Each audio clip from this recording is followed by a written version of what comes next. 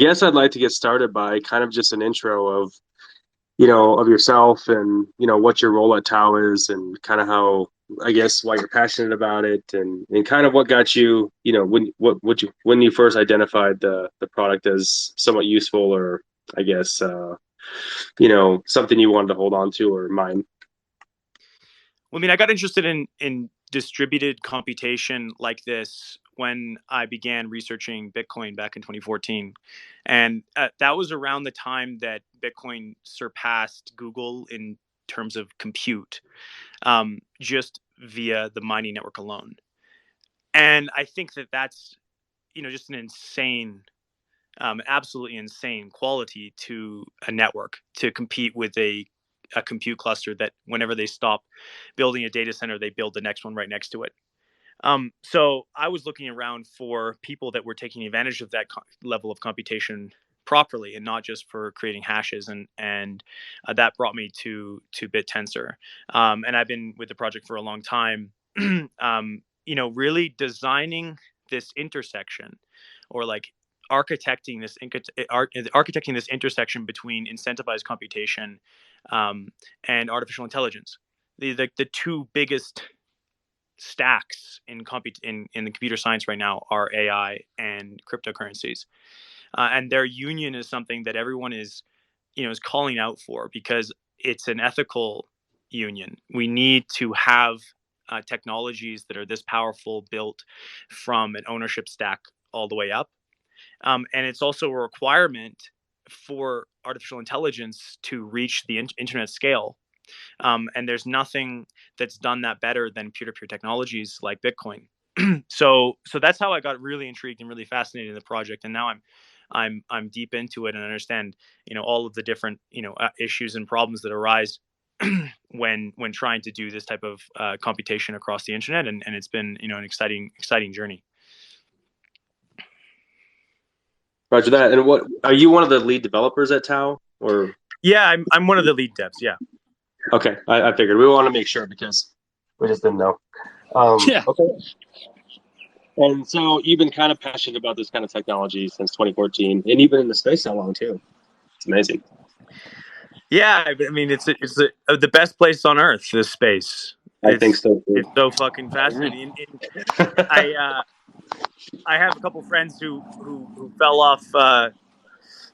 They went a little insane in the crypto space. I think there's the tendency for such like an unbounded industry with anonymous people and ideas that are just violent and crazy and out there for people to lose their minds. Back in what is it 2017, a couple of my friends hosted a Dogecoin conference in Vancouver. How insane is that, right? $4 billion market cap cryptocurrency about a dog. So anyways, yeah, no, I've loved being here, and it's really exciting to be part of this project, pushing it into the frontier of the cryptocurrency industry. And I think that we're going to become a top 100 cryptocurrency pretty soon and get a lot of attention. And it's really exciting, also very very frightening, because we're basically hosting and we're directing an incredible amount of value through this mining network. Right. It's like hundreds of thousands of dollars worth of value that is going towards our miners every single day. And we're trying to capture it as best we can with the incentive mechanism so that it creates this commodity for us. And it's really exciting to see how it's been very interesting to see how that's been played out over the last year. We've learned a lot of things, and now as we're expanding and getting better at the incentive mechanism, we're going to push it towards creating all sorts of different tooling like we've done in the last month. Right. Yeah, you guys have been doing a great job, I think. And I don't think, I understand your concerns and probably stress about delineating that type of money, but you guys have been doing it responsibly, and it's a great product. So that must kind of help to a degree. Can you kind of take a lot of people, some people don't understand this, and probably everybody here does, but I kind of wanted to ask it anyways. How does Bittensor or any other AI, I guess, delineate and produce ML intelligence? How is that done? Like, it's a basic question, but some people may not know. It's the intersection of computation algorithm and data. That's what creates intelligence. You join those things together, and in such a way, the algorithms with the compute and the data um, combined allows you to pick up patterns in large corpora. And a corpora is just like a corpus of information, whether it be text or image. Yeah, the Latin. Yeah. and and so the basically what the computer is trying to do is find a representation, is trying to figure out how it can represent a really complex set of things with the hyperparameters, like the weights of the model that it has. It's a less sexy way to describe it is a statistical function approximation. How can we approximate a function? Function is just like f of x, right? Or f of g of x is a function. How can we create a function g, or in usually in machine learning is represented by m for model, that properly produces the right results? So that is predictive. And Right. and the in the process of training this thing to be predictive and able to pick up these patterns, that the result is very valuable, because if you can encapsulate a lot of complexity into a smaller amount of space, if you can extract the signal from the noise, if you can see the forest through the trees, so to speak, you're able to do all of these amazing things that we've seen the machine learning community do, like generate an image of a woman holding a basketball, because those because that's a pattern. Woman and basketball are patterns that come from a large set of images with those labels. There's like a relationship between the label woman and basketball and these images. And if we can pick up that relationship, if we can compress all of the information of those images into a very small amount of space, well, it's not that small anymore. Some of these models are 100 billion parameters. But if you can compress that into these technologies, you can do things like generation, mimicking. You can write sentences, write emails. You can write music. You can combine modalities of of language and audio. You can you can classify text. You can pick up anomalies. All of these are very, very valuable in a hyper data ubiquitous world. And so obviously machine learning has become this technology, like a new gold rush for all the tech companies in the world, because if they can understand all of the data that's coming through their servers, they can rule the world. And how hard is it to, is this task to take on, I guess, overall? Like if in relation to people who know what they're doing, I guess who actually know what they're doing. Is it tough for people to do who actually know how to design this and architect this? Like, is it difficult to make these machine learning models? Is that the question? Yes. I mean, I think anybody who puts their mind to it could learn how to train these machine learning models. If they have the compute and they have the access to the data, they can learn how to train these things. It's not like you need to be, Richard Feynman or something. It's a skill. Um, and there's tons and tons of examples of how it's done online. You just copy and paste and learn how to Google. You can actually build a chatbot. Making it the best in the world, that's a different challenge, right? That takes a lot of compute. That takes a lot of engineering skill, because often it's the question is, how do you leverage that amount of compute, and that's that requires people that understand how to use for like various Yeah, virtual machines and torch distributed, and also can like fine tune hyperparameters and know how to fine tune hyperparameters. But exactly. at the end of the day, almost all of machine learning is let's let's throw things at the wall as fast as we can until one of them sticks, and then let's pick that thing that sticks and iterate from there. And so and like I think from one perspective, it's really really quite simple. In the same way that like genetic evolution is kind of quite simple. Like, okay, survival of the fittest over 4 billion years. and you get humans. Like, that's a simple concept, but in practice, it's incredibly complex, and it would, if you wanted to try to do that on a computer, you'd need a lot of computation. You'd need to be able to represent that problem properly, Right. for your computation. And that's where the So it's, servers and validators come in. Okay. yeah, in a way, artificial intelligence is really simple, and it's funny in the field. People kind of make fun of machine learning engineers because they just, the last 15 years have been, let's throw more compute at it, which is so simple, right? It's not like, okay, let's architect a better optimizer. It turns out that, like, atom optimizer, which is basically just a momentum type of gradient descent, which is, going downhill but speeding up when you go. That approach has been around for 20 years, and it hasn't been beat out by any of these, like, fancy, you know, like one like KFAC, for instance, which uses Fisher's information to make sure that the step that you make in when you're optimizing your loss is in the direction of maximizing, or minimizing entropy or something like this in terms of distance. Like, it's a very complicated mathematical solution to a machine learning optimizer. Wasn't required. Just throw more compute and use Atom. And it's almost always been like that since I've been in the field, and it's been a long time. So from one perspective, it is quite easy, and it's almost always been about how much compute you can bring to the table. There's this really cynical essay.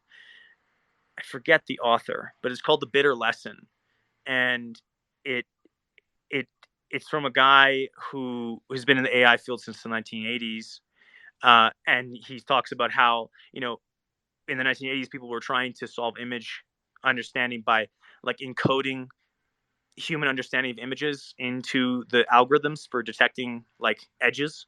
Like, okay, let me describe mathematically what an edge looks like, and all of these approaches failed. And what really mattered was bringing more computational power to the problem in the form of graphical processing units, of distributed computing, of cloud computing, and then that's what really broke us through into, like, the golden age of AI. And that's what Bittensor is about too. It's like we've discovered this new geo-scale quantity of computation, in the form of distributed peer-to-peer networks, the largest being Bitcoin and BitTorrent and Ethereum. How can we bring that same scale to this problem that requires scale? Now, I wanted to ask. There's quite a bit to unravel there. What Before we continue on in the project and the goals and the vision, I'm just interested. What inspired you guys to make Bittensor, and where did the idea come from? How long had you been planning it? And did you anticipate that AI was going to become an emerging industry, or did you just kind of say, "Hey, I think we need this. It's a solution we need in the crypto field," and you guys just kind of went for it? I'd love to hear the origin story. Yeah, I mean, I've been personally interested in artificial intelligence for a really long time, and you know, a lot of people in computer science have been interested in artificial intelligence for a very long time, because it's like, oh wow, let's make brains. That makes sense. Let's recreate human intelligence. Fantastic. That can expand consciousness, and we can showcase humanity's, like, next level of advancements in computers or whatever. The inspiration that, for me, like, when I envision what we're doing, is that we're playing with incentives. We're playing with the flow of energy, in the form of money, and a lot of there's this book, um, and I think it's called thermodynamic life, and well, that's the concept. The concept is about thermodynamic life, how you can describe life as something that's attempting to survive in a thermodynamic universe, one where energy is scarce, and how life, like a dog or me, we're basically a structure that's attempting to take energy from our environment and use it to maintain the complexity of our bodies. And there's this really, cool like fourth law of thermodynamics, which is like energy abhors a gradient, which means that it always flows downhill. So like a river will just find the shortest path, and a lightning bolt will find the quickest way to the ground so that it can dissipate the energy that's coming from the sky. And that kind of process of energy just finding the fastest route to dissipate the energy um, is what describes almost all of these amazing intelligent life forms that we can see in nature. It's a thermodynamic process of energy dissipating, and we basically abstract that in the computer for like standard machine learning. We take that, we abstract this kind of concept of like going downhill and minimizing energy. Like a lot of the famous machine learning model architectures are contrastive learners, where in contrastive learning you're minimizing an energy function. They literally describe it as an energy function. So a lot of machine learning is using an abstraction of energy dissipation to create intelligence in a computer. And it's no coincidence that's why they designed it, is because the people that were inspired to make these early day neural networks, etc., like Yann LeCun and Geoffrey Hinton, they were inspired by looking at nature and the thermodynamic properties of nature's ability to dissipate energy, and they tried to put that into a machine learning model, and then it worked. Like, how amazing is that? And I think the inspiration for me, like what I think about when I'm designing Bittensor, and what really jazzes me up is that we're basically building an abstraction above that. We're going, okay, great. It used to be about energy in the, you could say like the material universe, and then in computers we abstracted it in terms of gradients. It makes perfect sense to use humanity's abstraction of energy, which is money, and digital currencies now, to generate machine intelligence. Let's actually make that abstraction, really represent energy itself in the form of digital currency, and do the same thing. Let's design an incentive mechanism where computers, which are generating intelligence, attempt to maximize their inflation. And again, now we have this living system that's behaving analogously to the way that nature behaves in creating intelligence in the first place. So that was like my inspiration for Bittensor. That's what jazzes me up, is that we're bringing this into the computer domain. We're like real incentives. You understand physics and mathematics to a high degree, I take it. Well, I don't have a degree in physics, but I know some physicists. I'm just giving you. I guess Yeah. Go ahead. I was just going to say, and at one point I was working on thermodynamic computers, like neuromorphic chips, down at the hardware level, and there it's really all about energy dissipation. So like I learned a little bit there, but I don't have a degree in physics, if that's what you're saying. I have a degree. Right. Well, you don't need one, but I just know, I can tell you understand a great deal. It's nice to have somebody on who understands this technology, more than, you understand it very, very well. So thanks for coming. I appreciate the explanations. They're very good. Yeah, it actually did give me a flashback to thermodynamics, and I went to engineering school for my undergrad, so I was like hearing my professor talk there. And I mean, this just goes to show you the caliber of this project, and you and the types of people working on it. It's like this is serious technology. So I guess in essence, you're reading this book. I assume you are somewhat of a philosopher, probably always thinking about, well, if this works in this field or this industry, then we can put it over here and reproduce those models on a blockchain, and just be a information powerhouse. Now I wanted to ask too. I don't feel like this was. I want to say it was from Matt's. Somebody who's very educated in the project. We were talking about it. And they said that they believed the machine learning and the ability with the validators and everything, which I'd love to have you kind of break down and tell us how TAO actually works. But they were saying they believed that the AI capabilities and just the way it's built and set up is going to surpass Google's AI analytics. So I don't know if you can give any insight onto that or.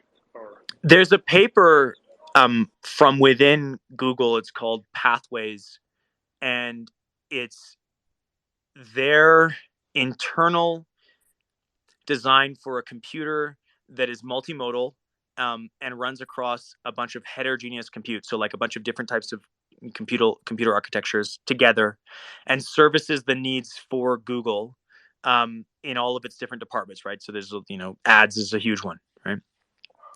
And it's a model and data parallel machine learning model composed of a set of heterogeneous components.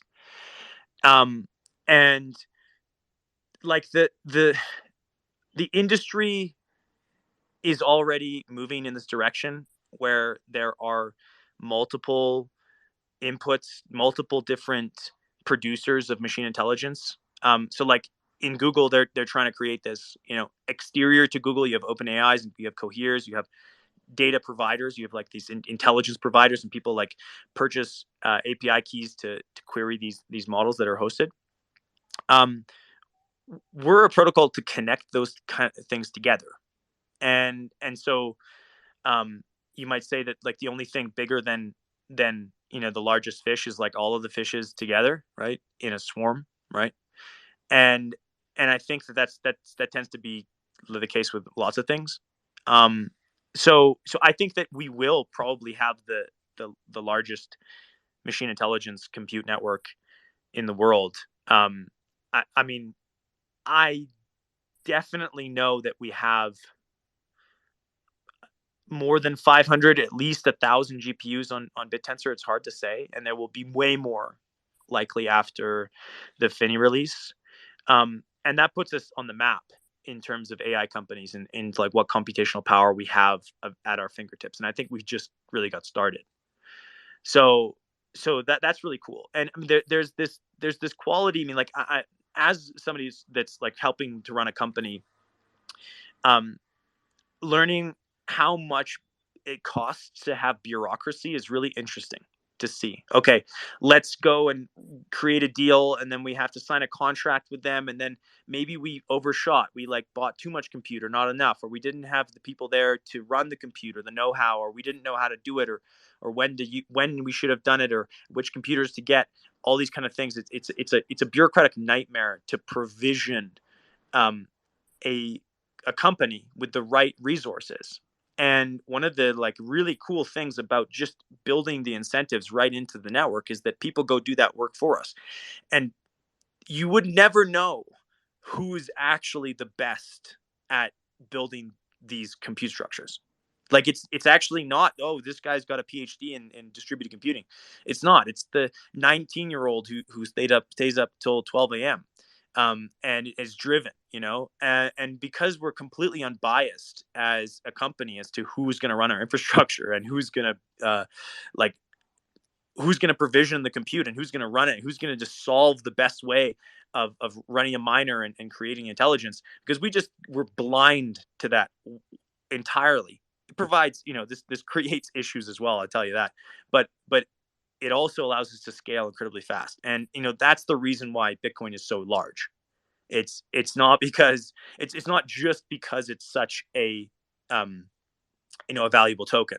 It's because it's so hyper efficient at getting the thing that it asks for, hashes. And like, if there's miners that have come and gone in that industry because they can't compete with the hardcore nature of the internet. The internet is a wild and scary place that we love, but I think I think it's for sure that we are going to be able to compete on a computational level with these companies. I think the question is can we wield it? And that's like, when we're hiring at the foundation, we hire people with that in mind. Okay, will this person help us wield this computational resource in a way that we can apply it properly towards creating, like, say, a chatbot? And we're getting really, really good at that. And we're getting, every day. So, and also, I mean, I might speak to this because it's the right time, is that one of the reasons why we created the delegative staking and validator heads is because we wanted to create competition at that level of the project as well. We wanted to basically decentralize the foundation, um, so that there was incentive for people to do this type of research and showcase their ability to navigate and drive the system, and not just us. So yeah, like I think the answer to your question is yes.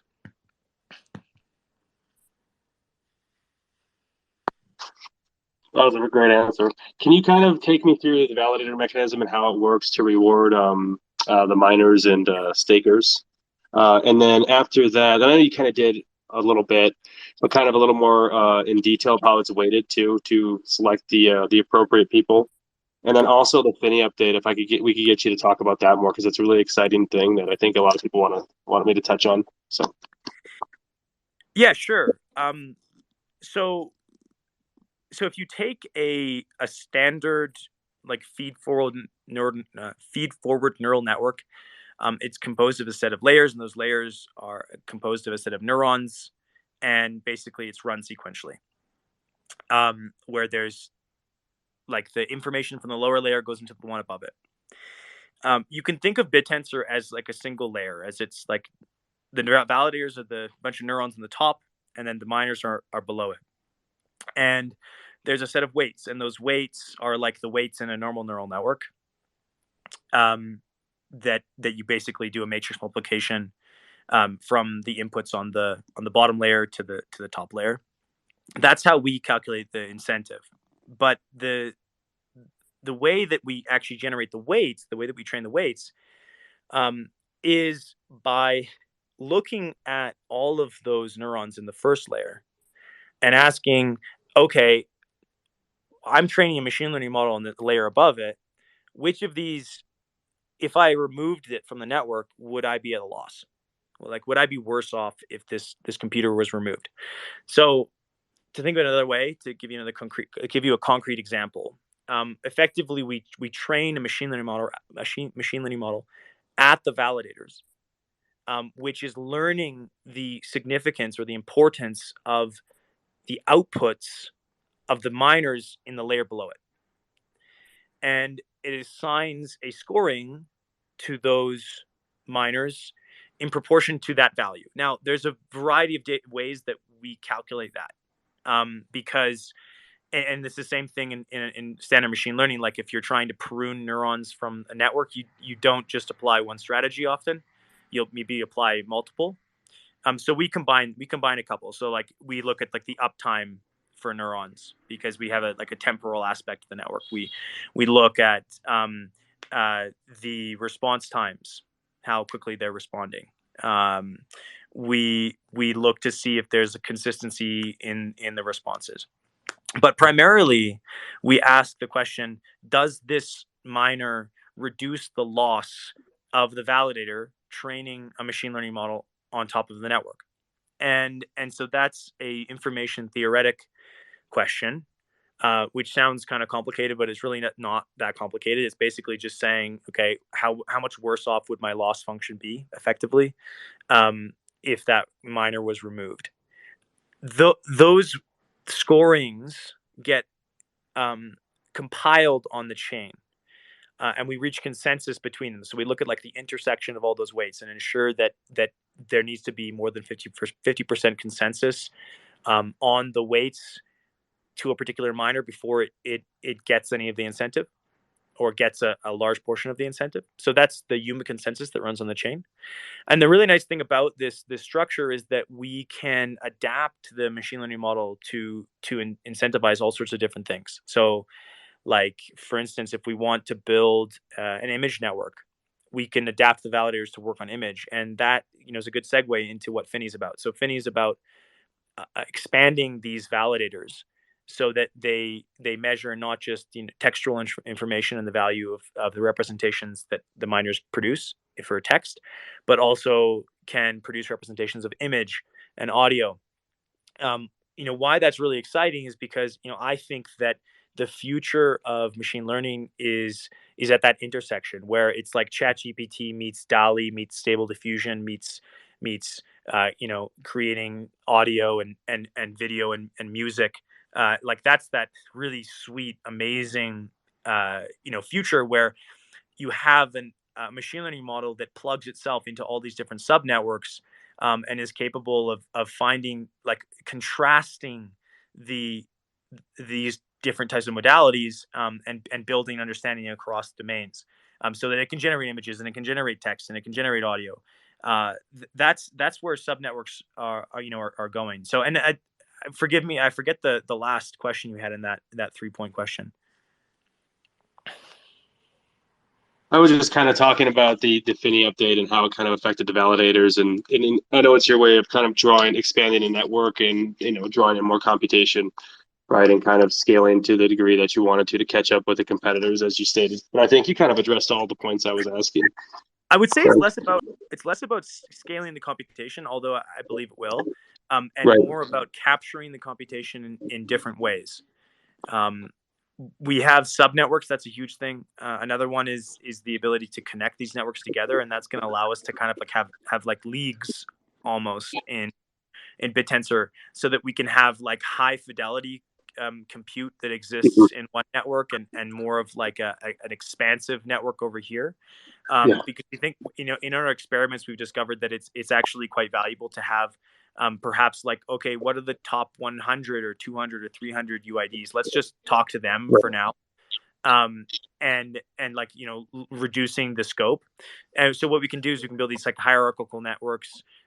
We can have way more UIDs so that people don't have to compete with like everybody at the same time in order to like test on Bittensor. I think that's a huge one, is that nobody can like test on Bittensor without having a GPU rig or like 1,000 tau or something like that. And I think that's really cool. Like people often talk about how like the usability experience of Bittensor is really shit, and I agree. But one of the reasons it's like this is because it'd be like if you're playing League of Legends, but like when you start playing League of Legends, you like go up against the best players in the world immediately. Like, you would be no fun. There'd be like no learning curve. So that's kind of where we are right now, for good or ill.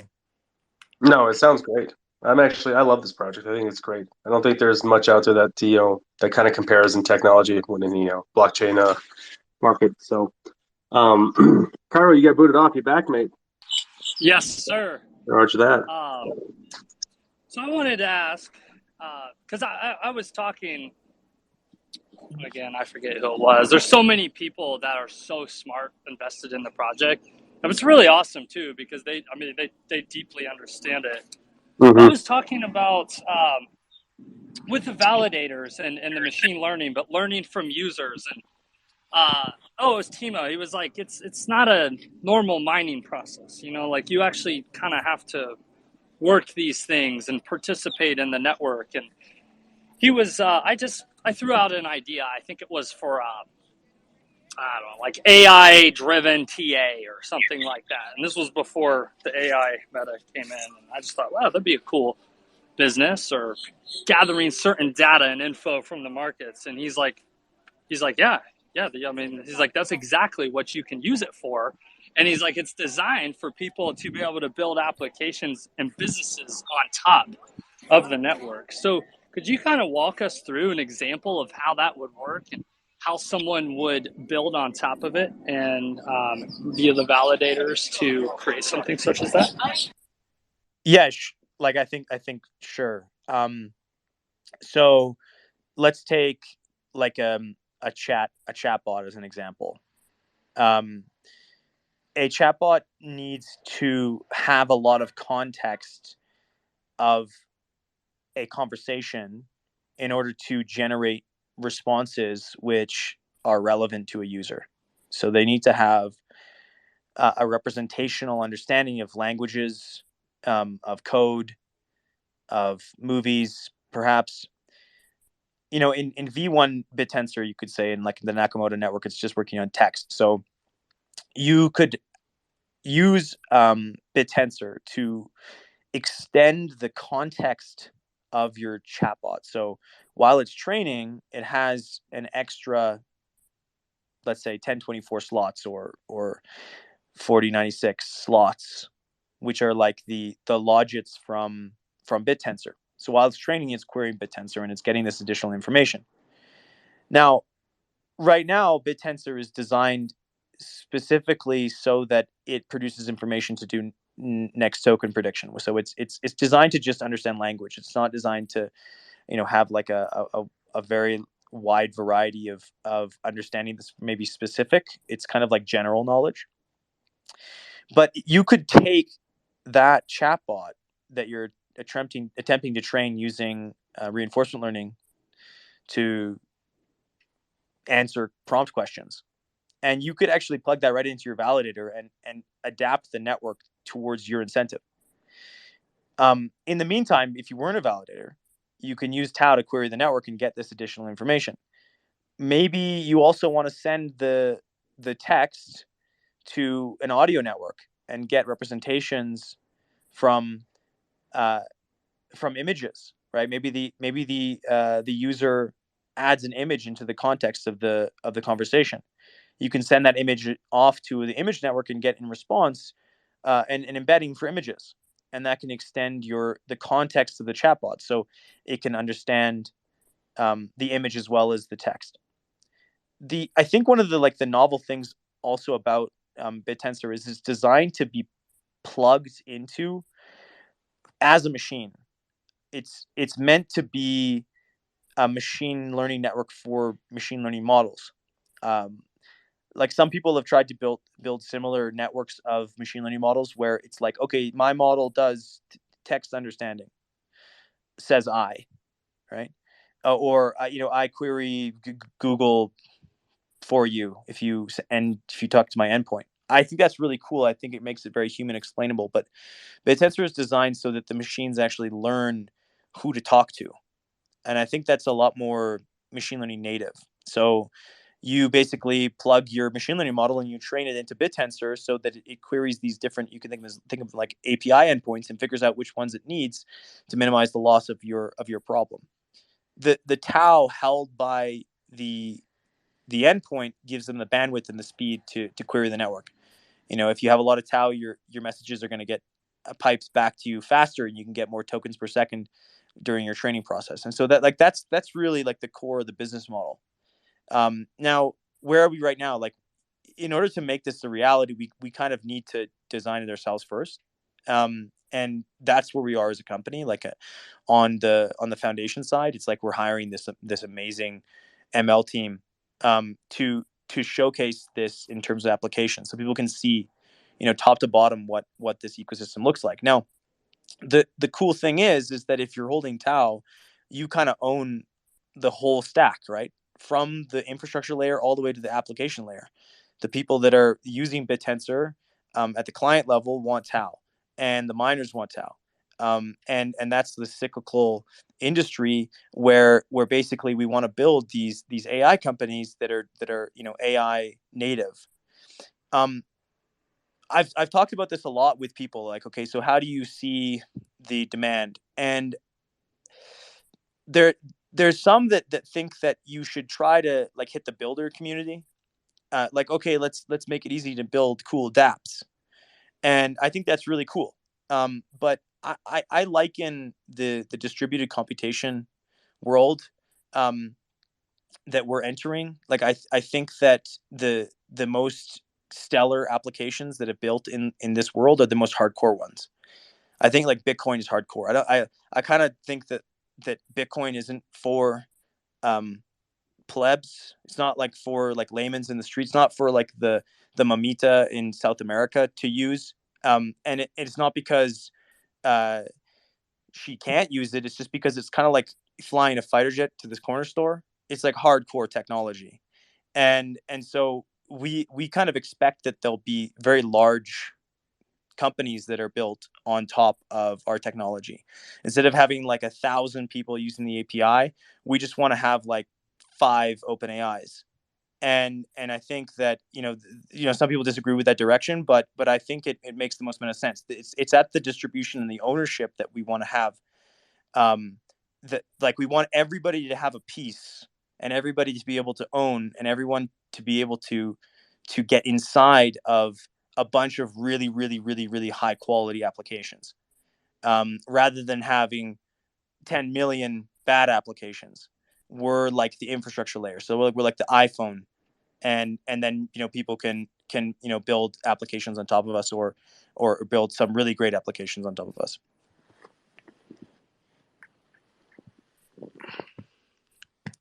Well, that was well explained too, and I think it's a great way to do things, especially when you talk about the the non-biasness of the network and the validators, and how they operate.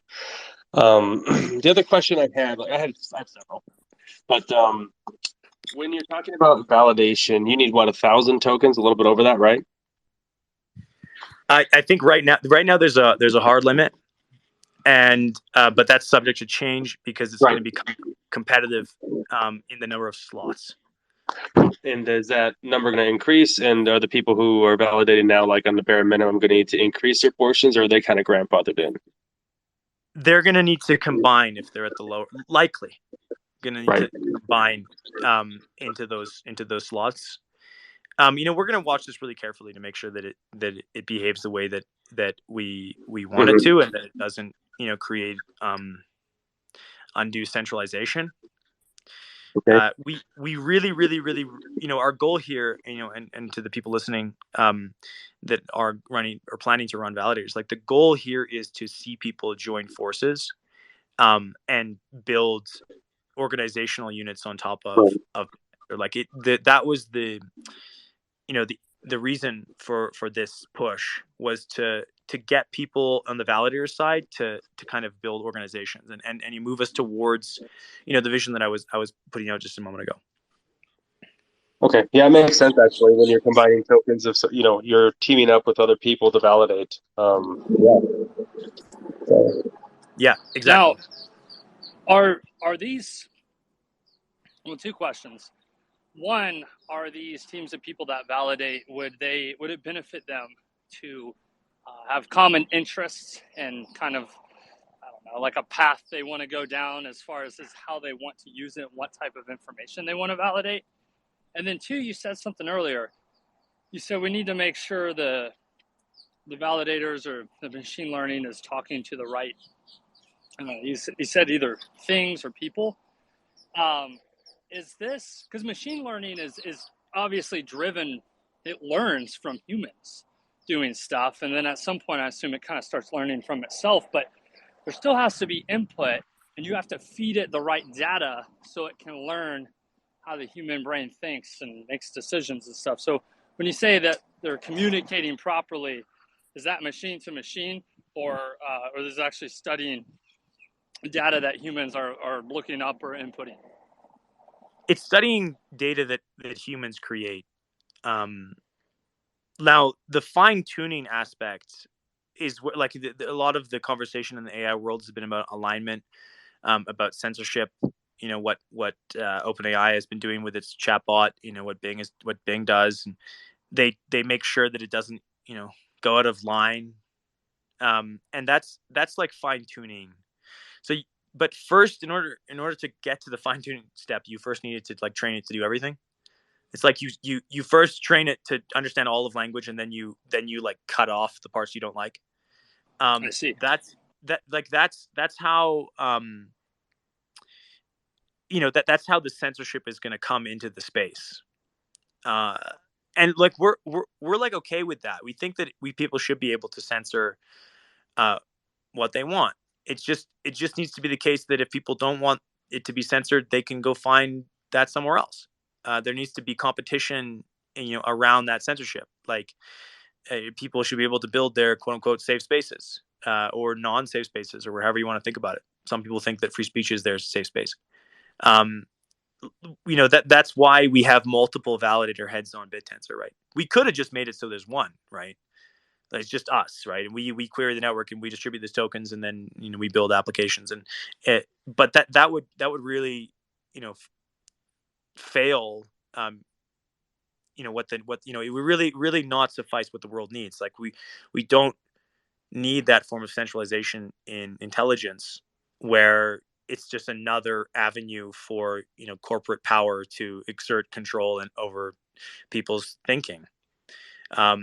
We need people to be able to explore different avenues and different things. So, anyways, the question you had was like, where's the data come from? And like the data is pretty ubiquitous and cheap. It's like there's a lot of data sets out there, there's huge ones, just scraping the internet for every image and possible.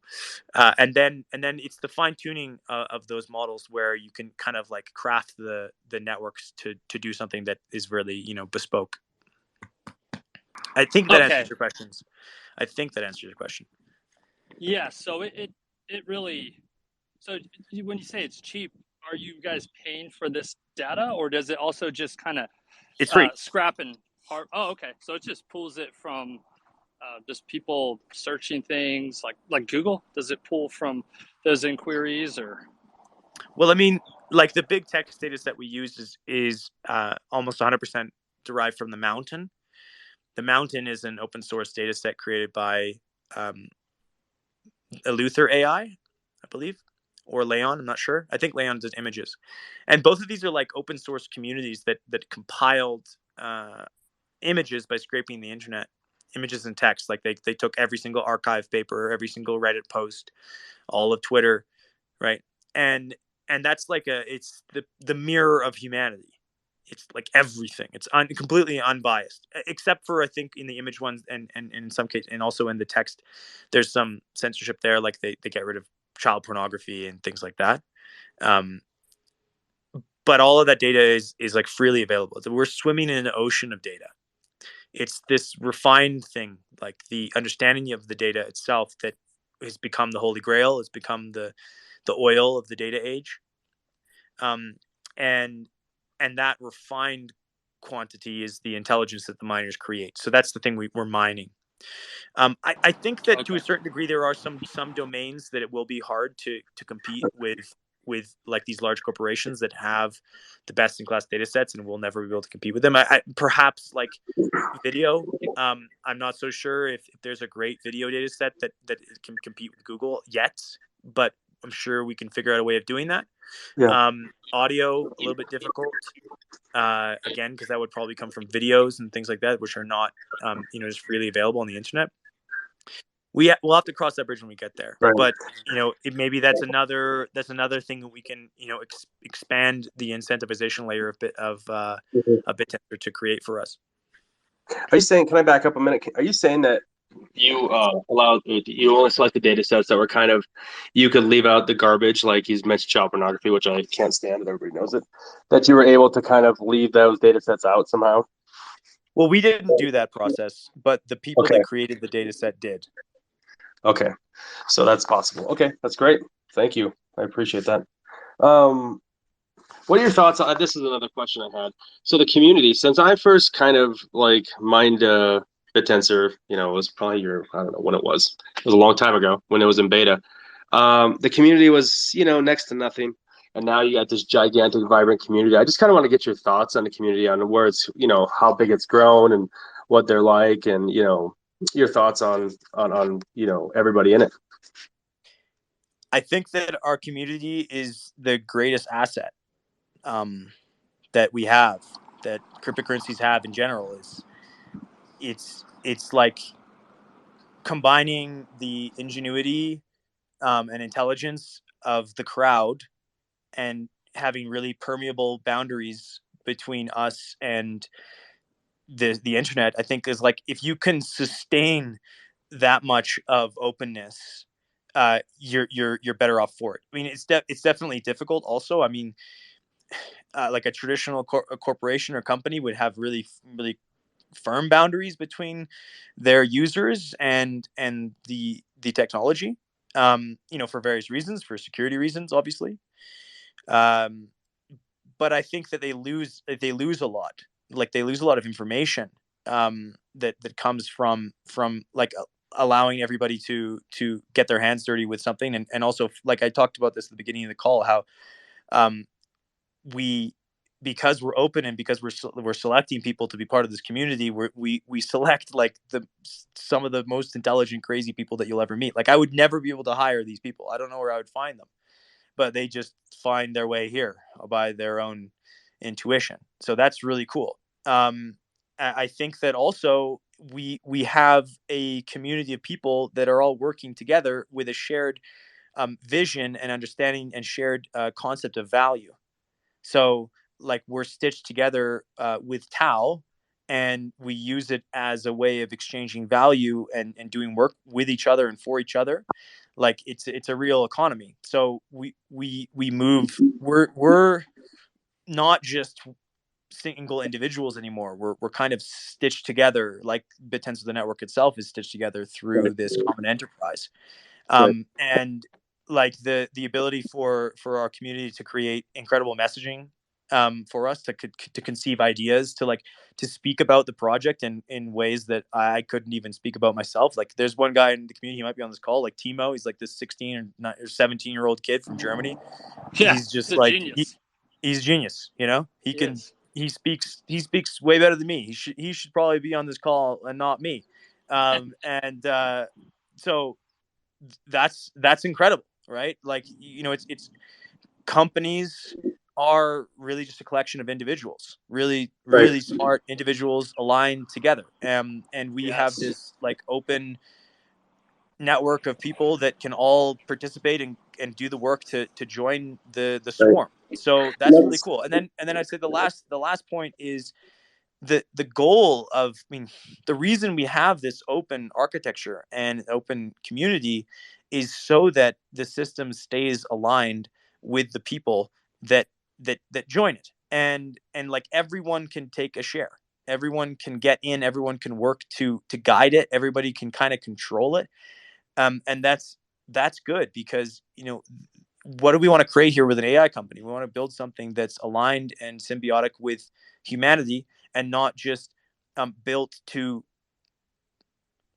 work with large corporations and suffice their business interests. I think like yeah. that at the end of the day, it's like who owns what, right? Who owns it? Right.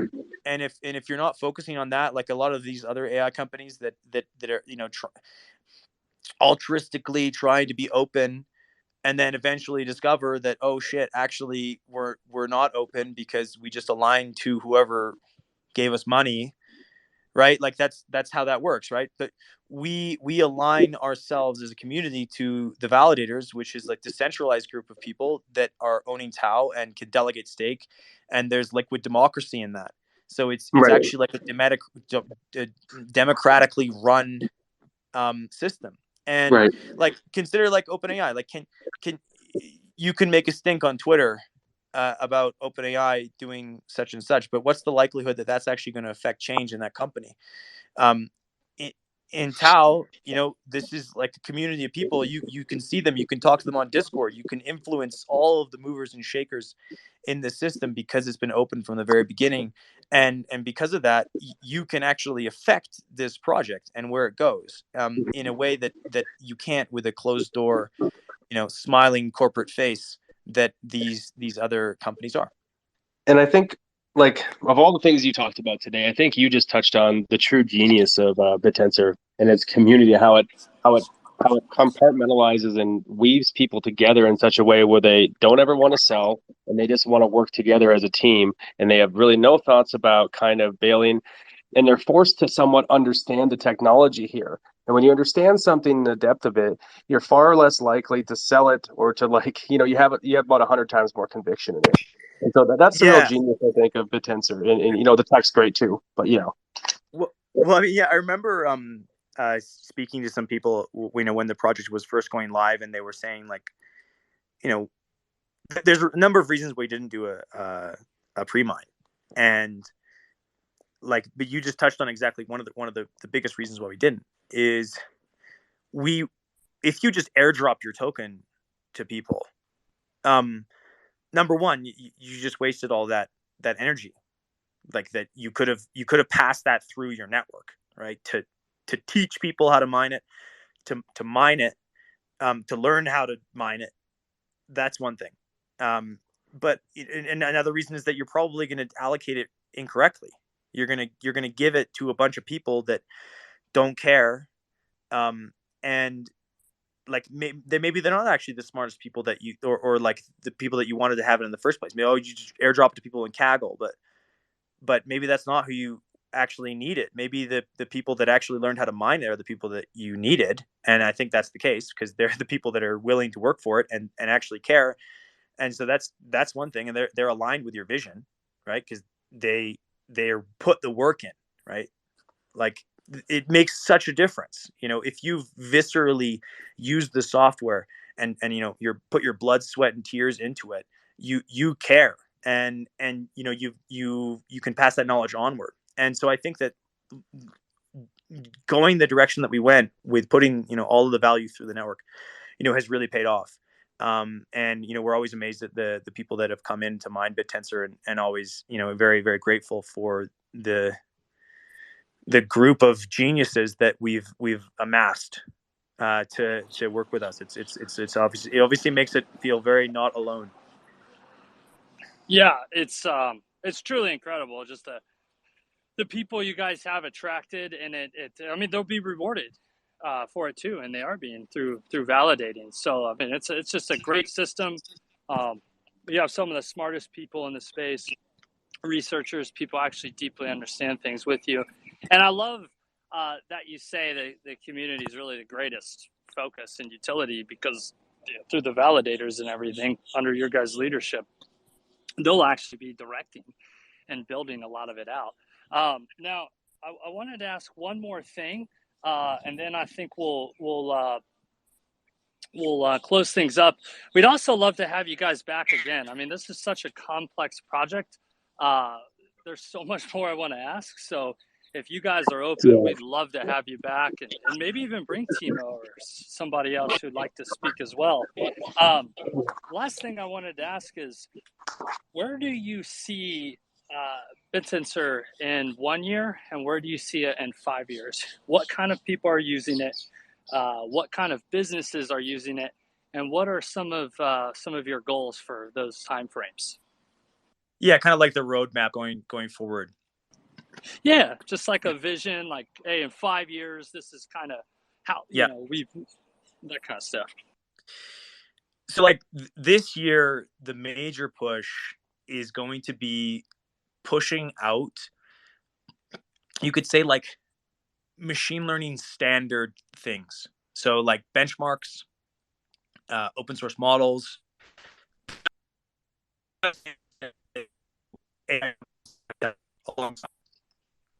to showcase what they do with their, it's a lot of producing research.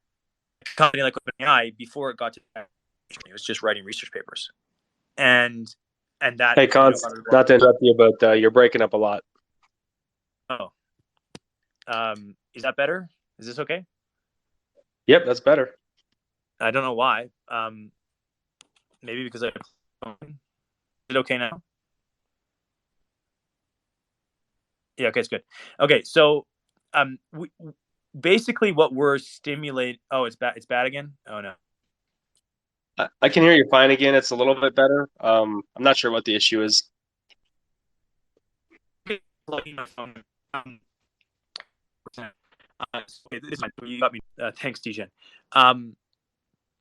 So what we want to showcase is to the machine learning community that we have this incredible resource at our disposal, and I think that's going to come out in terms of open sourcing models to the community and replicating applications which are state of the art. And we are at the state of the art, so we can do this stuff. We're built on the fundamentals that allow us to reach, and write these papers. So that's a huge one. We and this kind of, like, you can think of it like the foundation. There's sort of like OSI levels to Bittensor. You know how the internet is structured, from the TCP layer all the way to the application layer. We have built the first layer. That was like protocol layer, human consensus. And then this year has been about building the mining community and like stabilizing the mining. Like a lot of it was just okay, well, this parameter needs to be tweaked. This is wrong. Like we need to put this into, and now we're at a stage where like we're pretty confident that the system is like really flowing. Okay. Above that is the validator level. So can we tweak the validators so that they're maximizing production in the system? And I think that it's that layer and the layer above it that we're at now. We know how to build miners. We know how to tune these hyperparameters. We understand the ins and outs of these machines. We can expand networks now.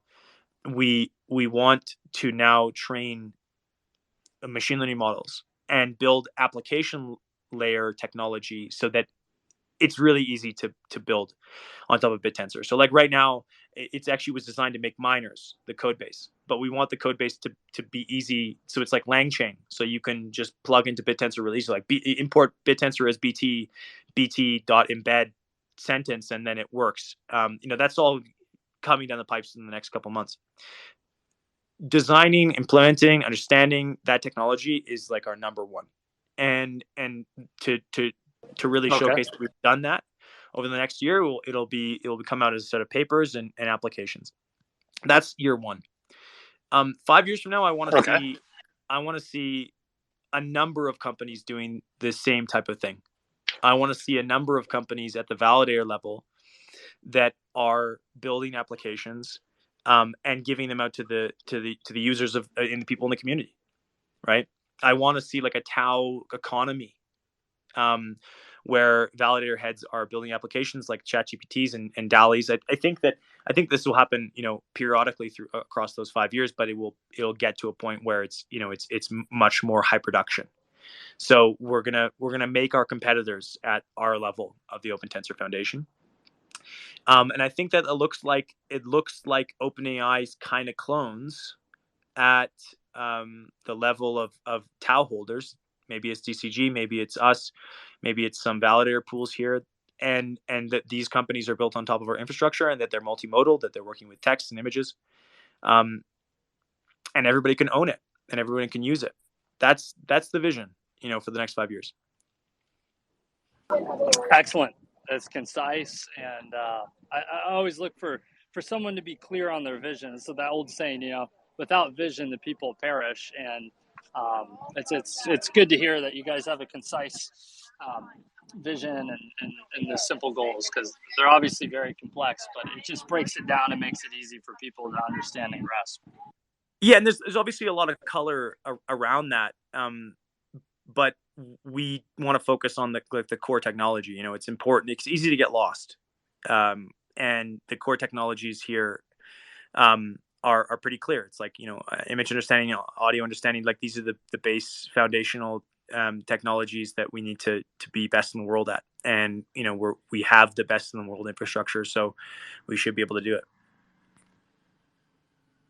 Roger that. That's a great wrap up. I don't have any more questions. There are some more, but it's been a while, and I'll let you guys go. I'd love to have you guys back for a round two, Cost, if you want to, maybe in a month or so, and see where things are at after the when does the Finny go live? Mid-March. Mid-March. So maybe after that would be a good time to meet back up and see how that's progressing. And I also want to give you a platform. You are hiring, right? You can put that out there to the audience if you want to, because I noticed on your Twitter you guys are. Yeah, we're hiring. We're looking for machine learning engineers that can work with distributed computation. Like I know that a number of people in the community have probably hired ML engineers to build miners for them. We'll if you want to give them up, we'll take a look. And we are expanding the team quite a lot. Like we're probably going to double or triple the size of the company in the next year or so. That's pretty incredible that you guys need that many bodies already. I mean, last year at this time, it was just, the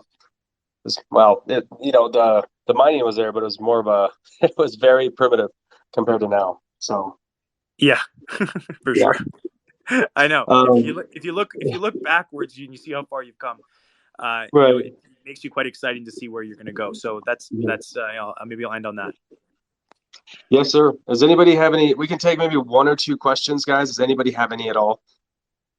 Everyone in here is like IQ 120 or above, typically on one like this. So.